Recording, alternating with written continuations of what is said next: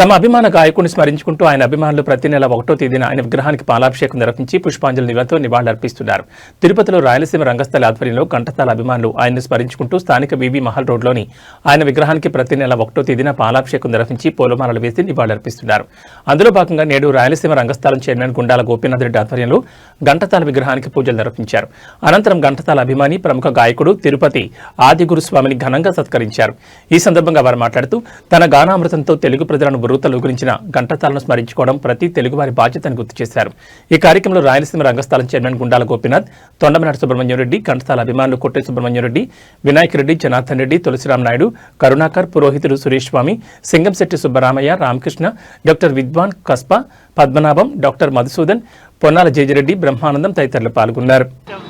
ఘంటసాల గారి నెలవారీ కార్యక్రమంలో భాగంగా ప్రతి నెల 1వ తేదీ ఘంటసాల అభిమానులు రంగస్థలి కళాకారులు ఇచ్చేసి ప్రతి నెల 1వ తేదీ ఉదయం 7:30కి ఘంటసాల గారి విగ్రహాన్ని శుద్ధి చేసి పుష్పాలంకరణ చేస్తున్నాము.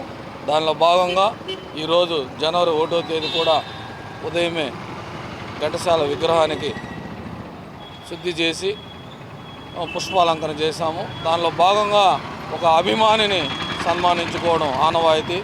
ఈరోజు మన తిరుపతి ఆది గురుస్వామి అన్నమయ్య కీర్తనలు అద్భుతంగా పాడతారు. అలాగే అయ్యప్ప స్వామి గురుస్వామి కూడా అతను మంచి అయ్యప్ప స్వామి భజనలు చేస్తాడు, కీర్తనలు పాడతారు.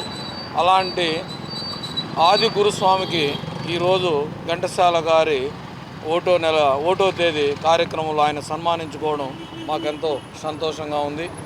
ముఖ్యంగా ఘంటసాల గారి గానం ఎంతో మధురమైనది. ఉదయం నిద్ర లేచినప్పటి నుంచి రాత్రి పడుకునేంత వరకు ఆయన గానంతో మనకు ఎంతో మధురంగా ఉంటుంది.